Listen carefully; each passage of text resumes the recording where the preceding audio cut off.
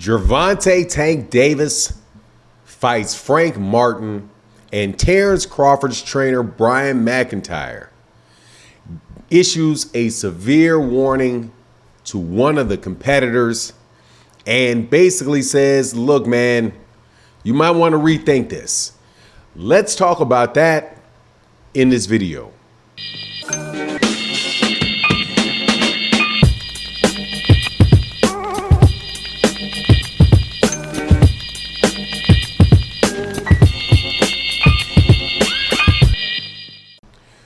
Gervonta Davis will be fighting Frank the Ghost Martin later this summer, or early this summer, or late spring, however you want to consider it. Supposed to be taking place in June. People are speculating about who will win the fight, and Brian McIntyre, the almost unanimous winner of the 2023 Trainer of the Year after what he did, after what his stable of fighters did, specifically Terence Crawford and Chris Eubank. People are asked him what he thinks Frank Martin needs to do to beat Gervonta Davis, and he gives a very interesting answer. Before I get into that, though, let me welcome you back to the channel. If you're new to the channel, please accept my invitation to hit the subscribe button. Hit the bell icon so you can be notified of when we release more videos.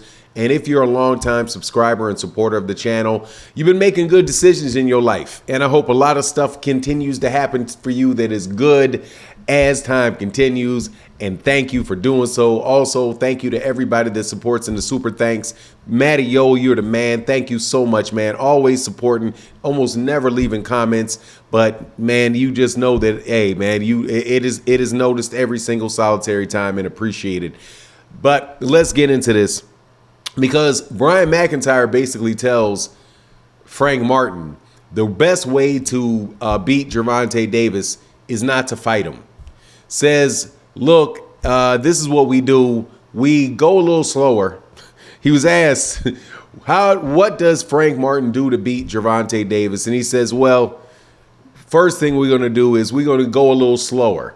We're going to let this fight build. We're not going to take it away. We're not going to take it right now.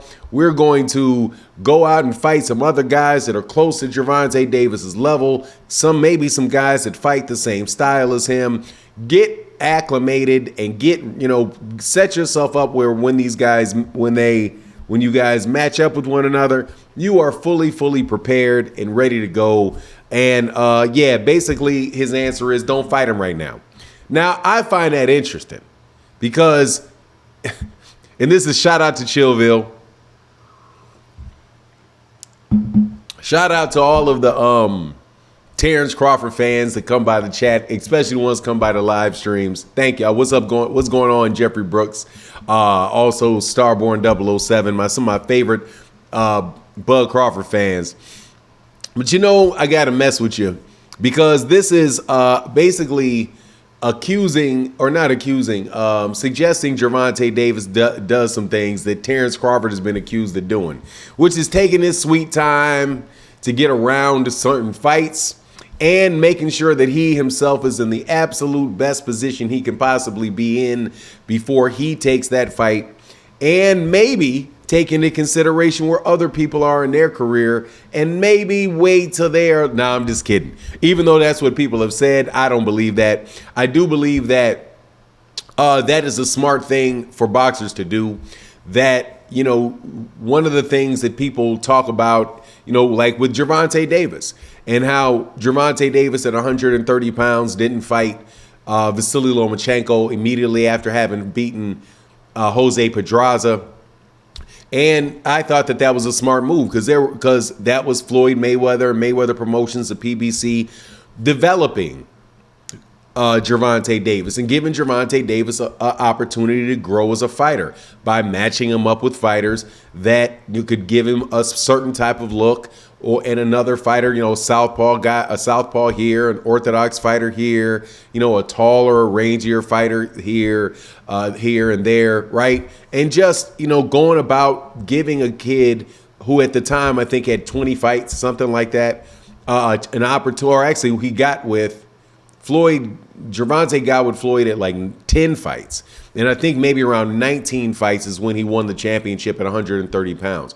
But gave him opportunities to continue to develop himself and to continue to grow before, in order to get him to the stage that he is in right now.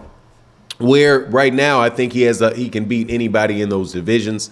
That's what fighters, the people that develop fighters, are supposed to do. Showtime. ESPN and Top Rank do that with their fighters. They do matter, but they do it with their fighters, like literally right in front of your face. A guy like Xander Zayas, who may be 21 years old now, even though he really looked good at 19, is not going to be out there, is not jumping out there at 154 pounds fighting Jermell Charlo yet, because he just doesn't have the pedigree, doesn't have the back, hasn't had the chance to physically mature and to get himself to 100% where he needs to be in order to maximize his talent and really have the best opportunity that he can have to win these fights. So, Frank Martin is a little bit different situation though, because Frank Martin is an older fighter, not old fighter, but I think Frank Martin might be 28, something like that. And I think he has something like 16 fights. But if you look at so far he fought Michelle Rivera, and he fought this last guy that he went the distance with. He wound up dropping him. Before that, he had beaten Jackson Marinez. But his his accomplishments and his exposure is not nearly as deep as Gervonta Davis's, which I think rightfully gives. I think that Brian McIntyre is right to believe that gives him a significant advantage in that fight. Plus, it really might not even matter at any point in time, though. Frank Martin may never be ready for Gervonta Davis. But then again, he may be ready for Gervonta Davis. It may be a go on him, and he can just, really rise to the occasion. It could be a couple things could happen in his favor. He could rise to the occasion and prove to everybody, hey, man, he's a lot more ready than you thought he was. The other thing is he could get lucky. The other thing is that, hey, man, he could have a really, really good showing, have people think that he wins, and, his stock rises regardless, man. Set himself up for a rematch that could be a more intriguing rematch or a more, lucrative rematch for him, and so I think that, there's an opportunity for him for sure. But as to what Brian McIntyre said, that's nothing different than what you hear a lot of trainers talk about with the development of fighters.